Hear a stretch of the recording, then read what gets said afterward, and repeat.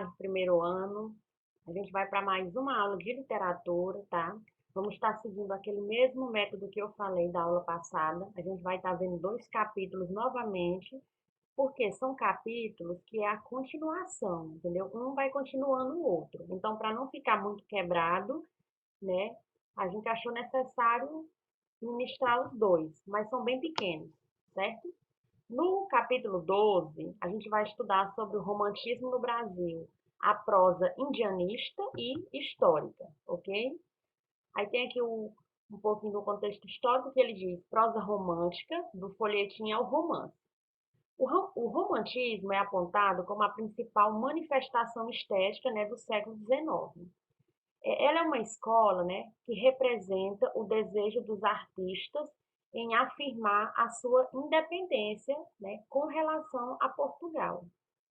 O indígena e a natureza foram alçados, né, ao patamar de símbolos. Por quê? Porque muitos autores, principalmente na primeira fase do romantismo, eles abordaram basicamente a natureza e o índio, né?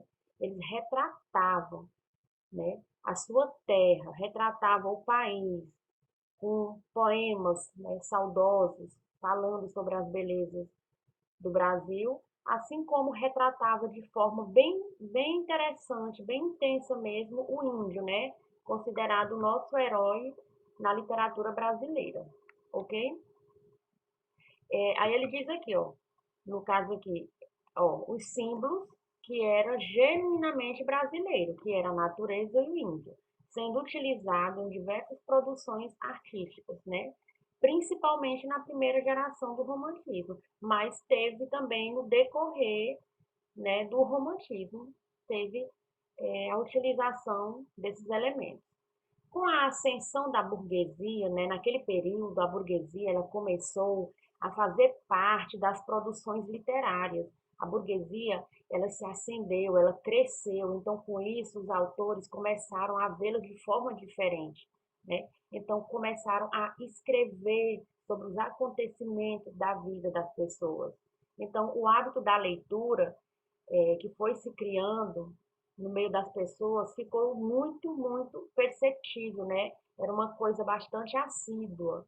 Por quê? Porque as pessoas começaram a ver acontecimentos, tipo, do dia a dia da vida deles ali nos folhetins, né? Os folhetins eram tipo os jornais que circulavam, então eles achavam, né, muito parecido. Então, isso fazia com que eles despertassem, né, um interesse maior na população em ler esses folhetins. Em 1843, surgiu o primeiro romance publicado no Brasil, O Filho do Pescador, de Teixeira e Souza. E em 1844, né, surgiu uma das maiores obras desse período, que foi A Moreninha, de Joaquim Manuel de Macedo. Tá?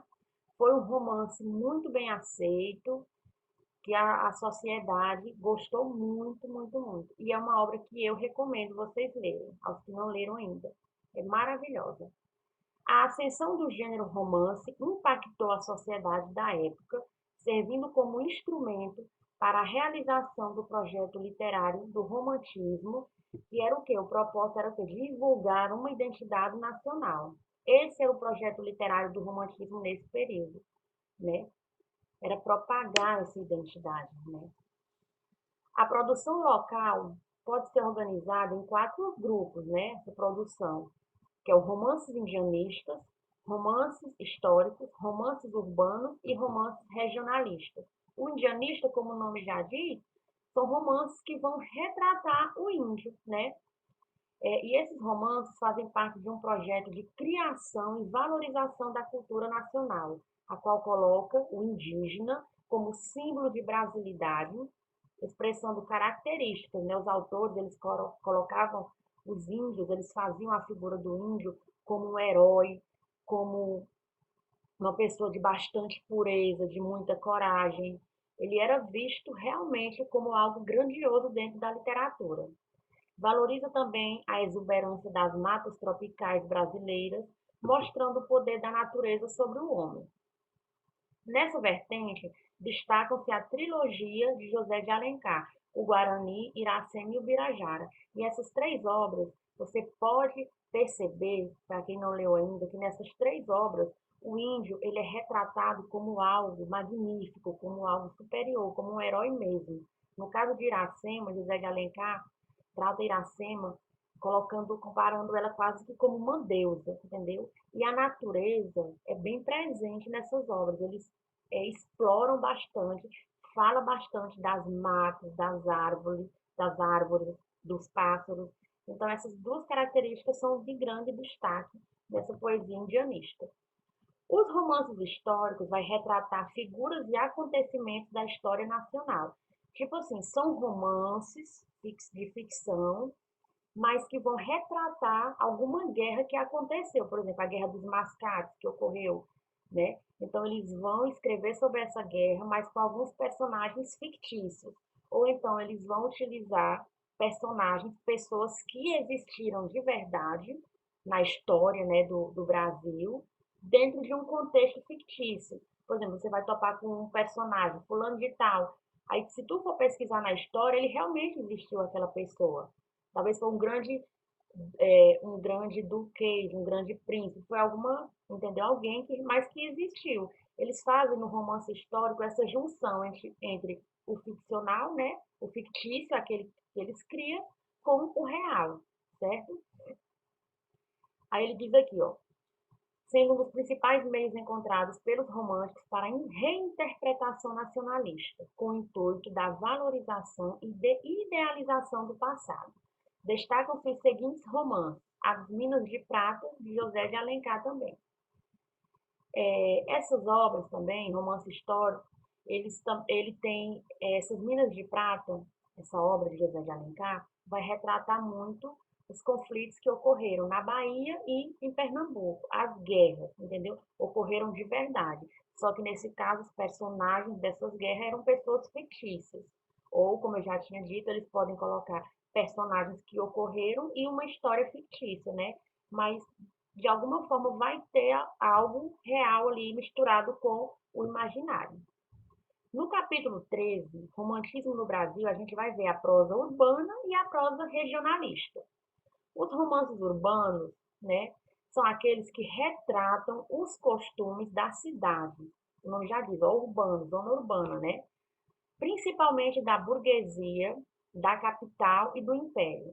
Em geral, são utilizados como elementos desse tipo de narrativa o dinheiro, a família, o amor e o casamento, né? São os principais temas que eles utilizam para produzir esses poemas. Destacam-se as seguintes obras.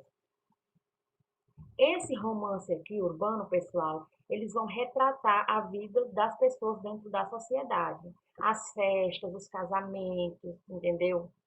As paixões, os relacionamentos, a forma como as pessoas viviam ali, tá? E das obras a gente tem A Moreninha, de Joaquim Manuel de Macedo, Memórias do Sargento de Milícias, de Manuel Antônio de Almeida, e Lucília e Senhora, que são de José de Alencar. Esses romances representam os costumes da sociedade daquele período.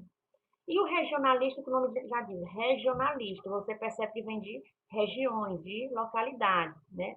Esses romances descrevem características, peculiaridades e costumes dos povos de diversas regiões do Brasil.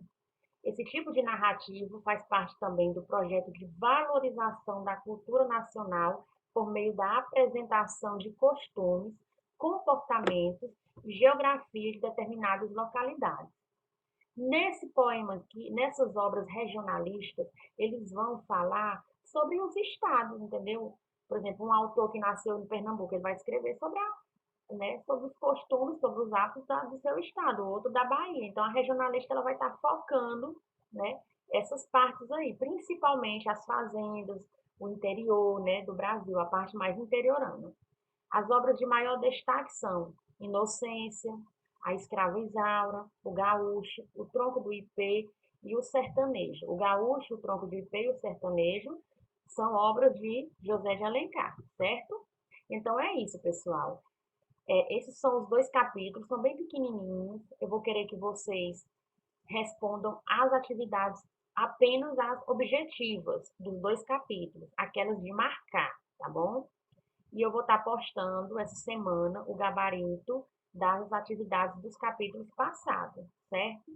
Então, respondam e me enviem, tá bom? Qualquer dúvida, chame lá no grupo do WhatsApp, no PV. Tchau e um abraço.